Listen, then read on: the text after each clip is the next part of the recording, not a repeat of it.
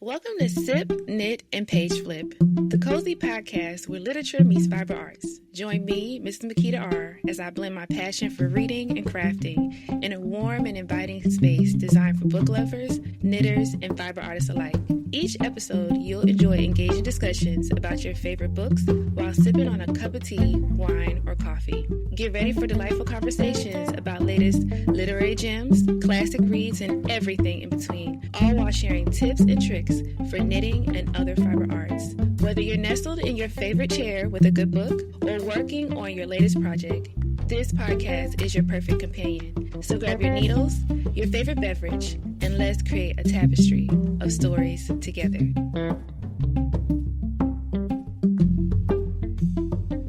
All right, everybody. So I'm so excited. This is my official 4th episode. I have been recording now every week and I'm having fun. So I got to get the tech all together. And if you paid attention to episode 2, then you know that there was a time where I recorded a full episode, but I didn't because I forgot to actually hit record. So today I am recording again using the platform Chatter like I did during episode 3.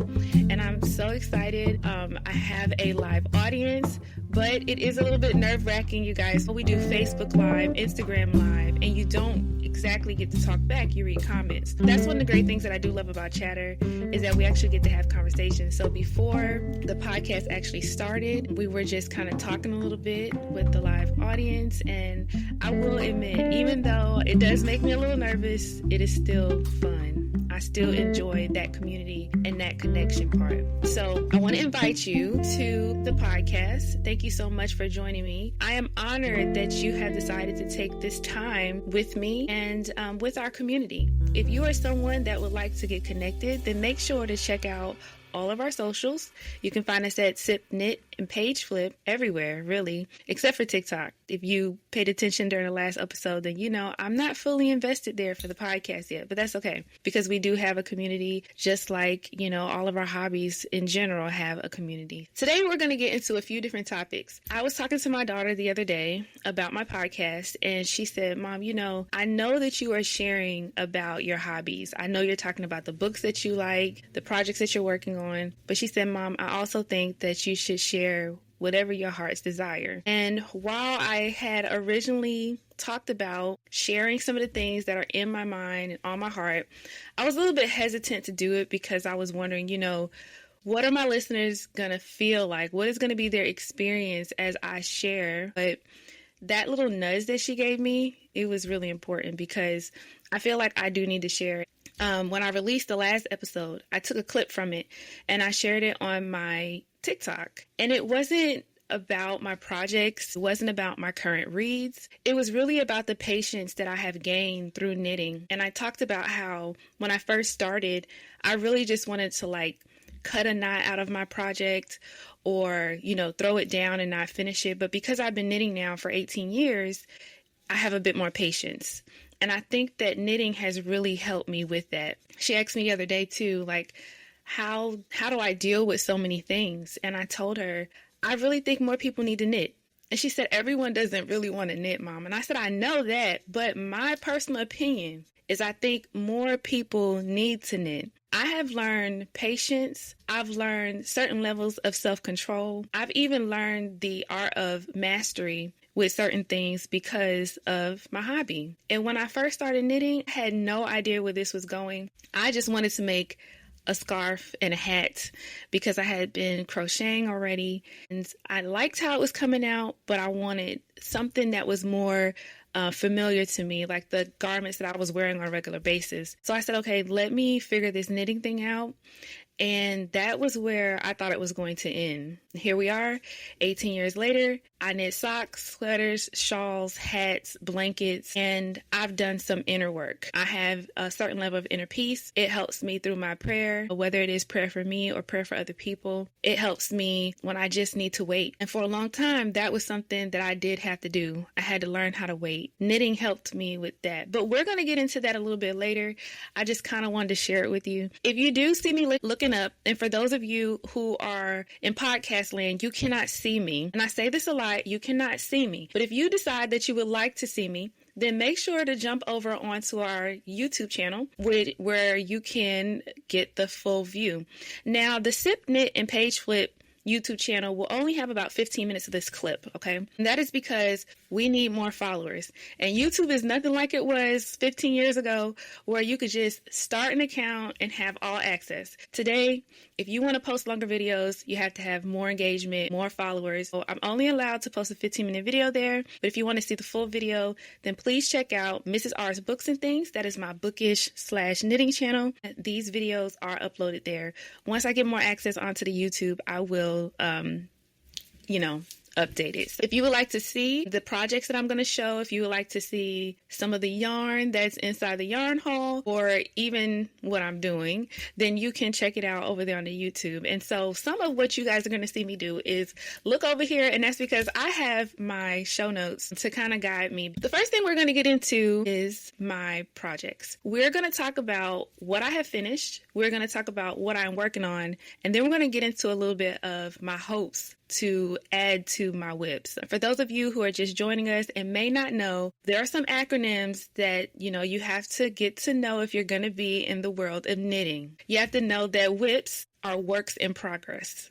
Okay? That's what it is. UFOs are finished objects, and you have UFOs. And those are unfinished projects. Well, unfinished objects. Swipe the P for the O. Okay, it's objects, but yeah, we still say projects. If you ever hear me talk about frogging something, that means I ripped the project back. Essentially, I just decided to start over, and I just pulled all the yarn out. Okay, that's what that means. So that's just a little bit of an update for those of you who need to know. So we're going to talk a little bit first about some of my projects. And so one of the first things I want to show you is this half and half shawl by Pearl Soho, which is the gift that I made for my mother. She is awaiting on it, you guys. I did tell her. I finally told her Mother's Day. I said, Mom, I've been working on a gift for you for like 2.5 months now, and I was supposed to give it to you for your birthday, but it took longer than I expected, so you're going to get it for Mother's Day. And now here we are. We are past Mother's Day, but I've notified her, and she's going to get it because guess what? I just have to weave in the ends, and I have to block it, but look at it. Isn't it gorgeous? I think it is so beautiful. And so this is the Pearl Soho shawl, and she can wear it on the black side, or she can turn it and wear it on the pink side. She can also use it as a blanket or anything else that she wants to use it as. This is made of Barocco yarn. It is 100% wool. I'm not sure if it's superwash, but there are some real benefits to using this particular yarn. It helps with healing. Wool has healing properties in it. Another thing that we learned was when it's raining outside, if you have on a wool garment and you don't want to get your hair wet, the wool is going to soak up the water. And you know why that makes sense? It makes sense because the wool comes from sheep. Sheep are normally outside, right? They don't live in houses. So they're outside and they have to keep their bodies warm, right? And protected from the elements. Their wool protects them. It's something that I think my mother's going to be really happy about, because if she's coming from church and let's say it starts raining, she can just throw this thing over her head and she doesn't have to worry about her hair getting wet. But I don't know if she's willing to test that theory out for me, but we will see. I know that with my particular shawl, I cover my head with it, but I have locks, so I don't normally worry about getting my hair wet, y'all. Okay, this is one project that I am very proud of. It took me quite some time to finish it, but I'm finally finished, kind of. I still have to block it, still have to weave in those ends, and I have to give it to her. She did tell me that if she does not get it in about a week, she will be showing up at my front doorstep and coming to confiscate her item because it is hers. So, and rightfully so. It took me so long to actually give her birthday socks last year. I finished them. I had to block them. And I was nervous because I just started making socks for family members outside of my household. And so my mom, she was like, you've got to give me my socks. I've been waiting too long. And, I did. I had to hurry up and give them to her, but it took a long time. So now she's like, I am not waiting forever for that shawl. You told me about it and I want it. So I got to make sure I get this to her. I finished my daughter's shawl. I made her one. She's 11 years old. I wish I had it in front of me, but she was using it this weekend. She did get her shawl. She may actually bring it to me because I think she's listening. But This particular shawl, I called it my project piece shawl. And it's because of the pattern talked about the piece that some people enjoy when knitting. The colors, it range from white to gray to teal. And those are some of my favorite colors. I absolutely love different shades of green. And that's kind of rubbed off on my daughters. What used to happen is we would go to restaurants. I am generally cold. So I will always bring my shawl with me. And while I'm sitting there, she would come and nestle up next to me. And she'd say, Mom, I'm cold too. I would open up my teeny tiny shawl and I would wrap her in it as well. But over time, I decided, okay, we need a bigger shawl. So I made myself a bigger shawl. This is one of my bigger shawls, y'all. And we would wrap ourselves in this. But she's not a baby anymore. She's 11, right?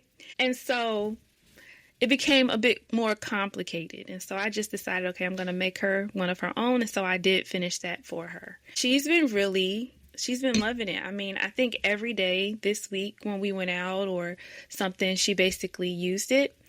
The joy that I see on her face when she is wrapping herself in that shawl, it really makes me happy because I spent my time, my energy, my effort making that for my baby. And I am a believer that you can put your energy into what it is that you create. So I put my love into it and she enjoys it. Next, we're going to talk about my whips. Now, one of them I frogged because I wasn't feeling it. I was working on a purple sock. I started the sock because I just wanted a project that I could take with me as I headed out, in the car, waiting on my girls while they're in dance and gymnastics, things like that. And it worked for a time, but then I realized it's not really what I wanted to make. And I could have kept it. I could have just let it hibernate and sit, but I just had to be honest with myself. I'm not going to wear that.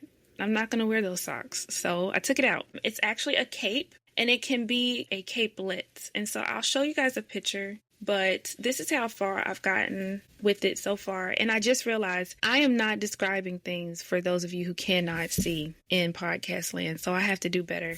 I know that if you paid attention to my previous podcast, you know that my mother's shawl is pink. It's a pinkish purple and black. And it is 2 triangles that are put together to make a square. Now, this particular item that I'm showing right now, it is a purple heather yarn from Knit Picks. It is a 1x1 fisherman rib, and the neck of it is just straight fisherman rib for about 10 inches. And then after that, we have a basket weave pattern in the back of the neck, the back of the cape. In the front, I am doing cables. This project is so busy. This is not a TV knit.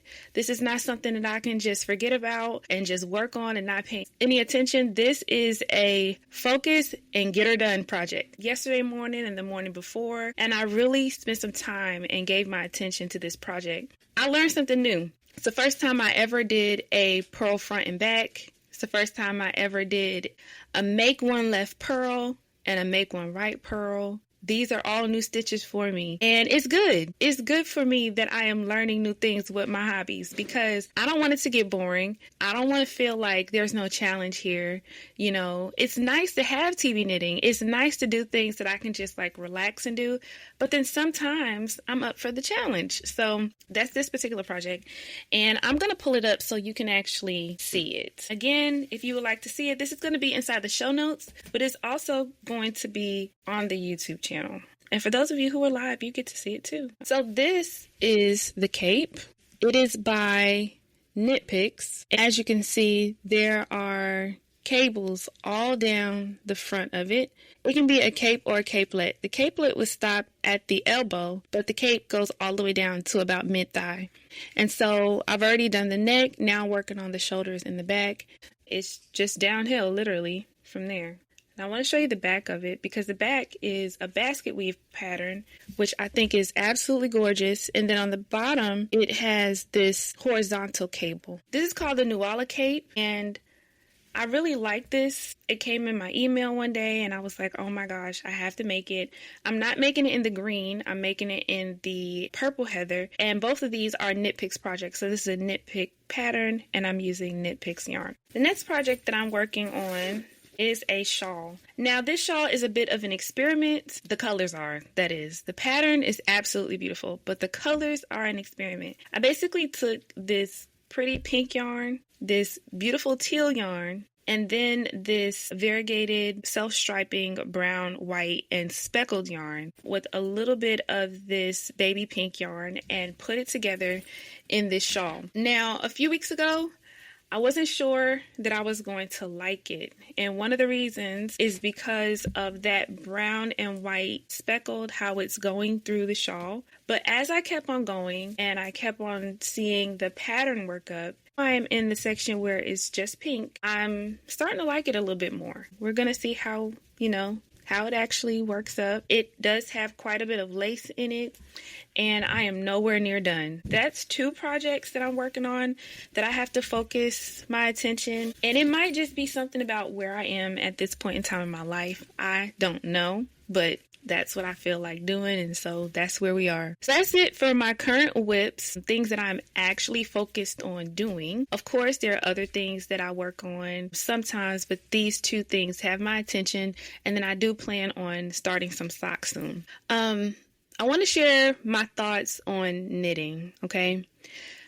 I feel like knitting is something that has brought me so much joy. It is a solitary process, it's something that I do by myself, but it's also been something that has helped me to be a part of and to create community. When my family and I have moved across the country many times, there were times where I didn't really know anybody. How was I going to meet someone? And going to different yarn shops and festivals really gave me a chance to get to know groups of people that were different from me, and some were the same, but that I had a lot in common with because of this particular hobby. It helped me to create community, kind of like, for some people, whether you go to church or, whatever your religious practice is, sometimes that thing is what helps you to create community. So for me, knitting has helped me to create community, and even during the pandemic. There were times where I was meeting with my book clubs, but I was also meeting with groups of people who knitted, and we would do these things live. We would join each other on Zoom. We would meet up. It's how I got started in Discord, is just getting to know people and being invited to different spaces. Now, sometimes I join people on TikTok, and of course I meet in person with my local yarn shop, and we do sit and knit nights and things like that. And I really just love that aspect, how you can not only grow yourself, but that you can grow within a community and watch others grow with you. And one thing that I really love about when you really get in the community is the fact that people are so inviting. They're welcoming, and there's not as much judgment as you would think. From the outside, it may seem like there's going to be judgment, but once you get in there, you're fine. There's not that much judgment. That's one of the things that I love about knitting. Another thing is the freedom of creativity. I absolutely love that I can start a project whenever I want, but I can rip it out. I can just decide I don't want to do this anymore, and I can rip it out, and I haven't hurt anyone. The world is not over. Nothing bad is going to come from it. I just have this freedom to just say I'm done. But in the same instance, I could decide, I want to start it all over again. I changed my mind. And again, nothing comes from it. I can create something beautiful, or I can experiment and create something ugly. I mean, I can create something ugly on purpose too, but I love the freedom that it gives me. I love that I have been able to really test my boundaries. I've been able to make a teeny tiny, I can't remember, it's not a shirt, but it's like not quite a cardigan either, but it was for my baby. She was only a month old, and I was able to slip this teeny tiny thing on her. But I've also been able to make a huge sweater for myself. I've been able to make socks for my family. And then when my son began to experiment with how he wanted to dress and express himself, and this is one of the ones that's into fashion, he said, "Mom, I need you to crochet me a hat like this." And I talk a lot about knitting, but I crochet too. And he said, "Mom, I need you to crochet me a hat like this." And I was like, oh my God, I've never done that before. I don't know if I can do it. But it was just granny squares. I had to put all the granny squares together and then make him the hat. And he liked it. I don't know how much he wore it, but he liked it. I've also been able to make myself hats and scarves and gloves. But, just that sense that I can make garments if I want to. I could make the blankets if I want. But I mentioned this before, there's that expression. There's that thing I get to do to take what's inside and demonstrate it and pull it out. But then there's also this impression. I don't even know if impression is a thing. I'm going to make it a thing. But basically where we take what we're doing and we let it affect us on the inside. And I'm sure there's an official word for that, but I'm using impression. So yes, I love the freedom of creativity that I have when it comes to not just knitting, but my fiber arts, because I knit, I spin, I weave, I crochet. I'm learning how to embroider, and I want to sew more. So go figure. So now that I'm talking about my thoughts on knitting, I actually want to talk about some of the benefits of knitting. And this is the part of the podcast where I think that I want to encourage you that if you're not already someone who knits, maybe you're a crocheter, maybe you don't do any of these things, maybe you're just tuning in to show support, or maybe you just started knitting and you're just trying to figure out, is this what I want to do? Perhaps you're someone who used to knit and you put down your knitting needles. This is me telling you to pay attention, because I actually think you should pick them up again. Okay. There are a lot of benefits to knitting, and some of them I've kind of already talked about, and others of them I have not, but I'm just going to kind of go over them a bit. And I do want to say many of these are things that I have personally experienced, and I think they would be beneficial to you and even just to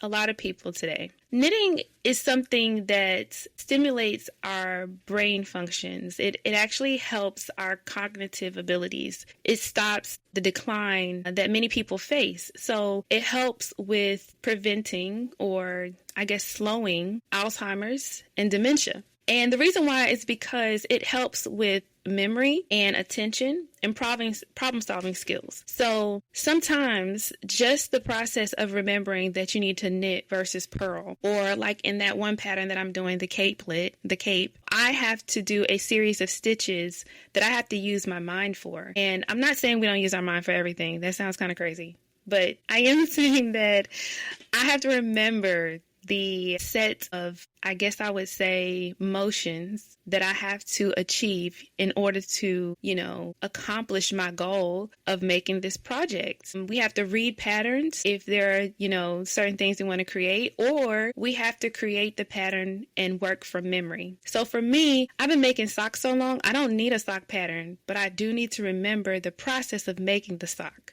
Just that in of itself helps me to keep my mind sharp. So if you're somebody that's trying to, stay on top of things when it comes to your memory, you can knit.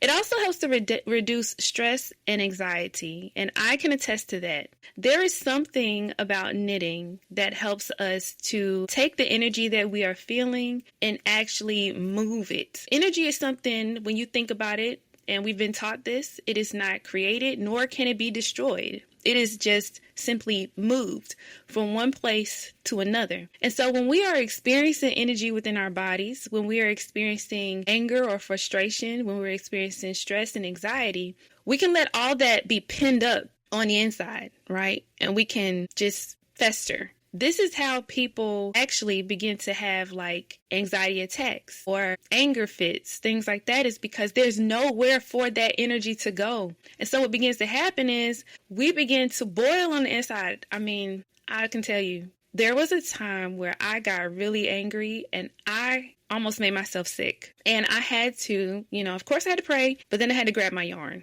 because I knew that there was something else that I needed to do. And by knitting, it helped me to move that energy, to get it going, take that energy and put it somewhere. For a little bit, because I've been married for 23 years, if I was angry or if I was upset, I would go clean the toilet or put that energy towards something. I'm not cooking dinner because I can't cook dinner upset. I don't want to put that into my family's food. But I would just take that energy and move it. And this is actually one of the ways that I learned about controlling my emotions. Is one of the ways that I learned how, to take what I'm feeling and use it for something else, to use it for something creative, to use it for something positive. There are ways and reasons why our energy can be used for something which someone may term as negative. But, and I guess I would say, like, if you have to protect your family, but in this instance, taking that frustration, that anger, that stress, that anxiety, and actually using those two needles and working on a pattern, working on a project, it helps. We're using both sides of our brains when we knit. We're using our right hand, our left hand. So we're using both sides of our brain. What actually helps us to create a sense of calm and a meditative state. it helps us to, I don't want to say lull us into a specific state of mind, but it does lower the heart rate. It does help us to pay attention, to focus. And it is said to reduce cortisol, the stress hormone, right? It helps us to kind of get into a relaxed zone and breathe, right? Because whether you're knitting fast or you're knitting slow, eventually you get stuck in the knitting. You forget what's happening or what you were so upset about, at least for the moment, and you begin to relax. So yes, it does reduce stress and anxiety. It encourages mindfulness and meditation. That's what I was talking about before, is it does help to improve your mood. It helps you to focus. For some people, it helps them to stay present. It helps them to not worry.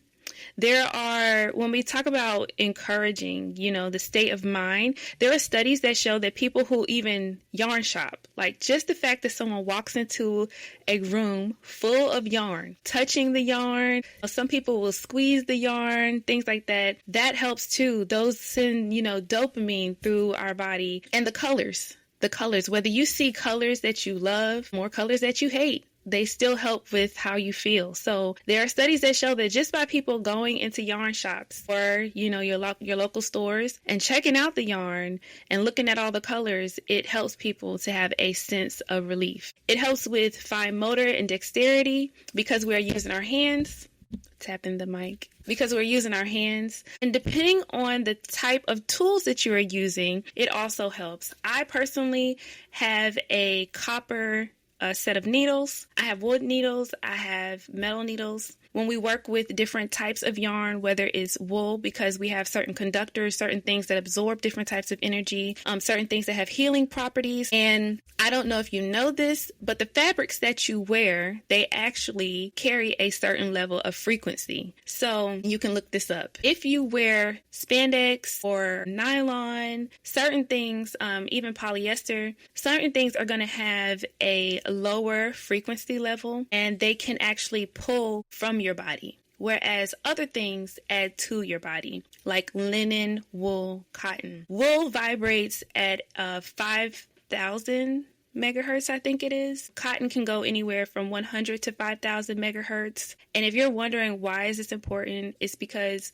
when we're talking about your mood, when we're talking about how your body operates, the things that affect you, your frequency is important, your energy levels are important, there's sound vibration, and regardless of your spiritual beliefs, this is science. And so if you're not feeling good and you wake up in the morning, let's say you woke up and you've been up for hours and you don't eat or you don't drink, you're going to be hungry. That's science, right? And so it's the same thing when we're talking about how the things that you hold, the things that you do, the things that you wear, how they affect your body. And so knitting is like that. There are times where I'm working with, let's say, a wool garment and I have a copper needle. I will feel a certain amount of energy in my hands. And the reason why I know is because I deal with carpal tunnel. And so there are times where my hands hurt. That's one of the reasons why I learned about this and I began to explore these topics, is because I wanted to knit. I didn't want to stop doing my hobby just because my hands hurt. I needed to figure out how to make it work. And so I began to do research. And that's where I learned that the materials that I use will actually be like conductors of the heat. It actually helped to heal my body and make me feel better. That's something it can help with too. It can help with anxiety, depression, as I mentioned before, helping you with solving problems. It'll also help you have a sense of accomplishment. Now, I talked about like ripping out projects, right? But I know that if you are watching me here, if you're live or if you see me on YouTube, then when I'm talking about the things that I finished, you see my excitement. You hear my joy here in the podcast. Because you see, I love when I have finished something I can wear, something I can give away. It feels good. I mean, even if it's small, it feels good. And so it helps with that. This is one of the reasons why I taught it to my children, is because I saw the benefits with myself. I saw how it helped me to think and process and feel certain things and how beneficial it was. So, I really encourage you to do it. And last but not least, again, it helps with community. So here you are listening to this podcast, whether you join on social media, whether you're here live on Chatter, whether you watch on YouTube, or whether you decide to join my Discord, you're deciding to partake in the community, to come alongside us and work on things that you love, and then to engage and to talk about it. Because there's no way that you're going to work on your projects and you're not going to want to share with anybody. So I encourage you, after listening to this, think about knitting, think about crocheting, think about doing something with a fiber art. But also, if you heard my last podcast, then I want to also encourage you to just pick up your hobby, whatever it is. My husband is currently golfing. That is something that he's enjoying. It's new, but he loves it. And I'm encouraging him to do it because I think hobbies are healthy. Hobbies are healthy for us. And again, I don't think they're just something that we express ourselves with. I think they also help us on the inside. I do want to take a moment to invite you to join the Discord. If you're someone that would like to join the community, we do talk about all things bookish and all things creative, not just the fiber arts.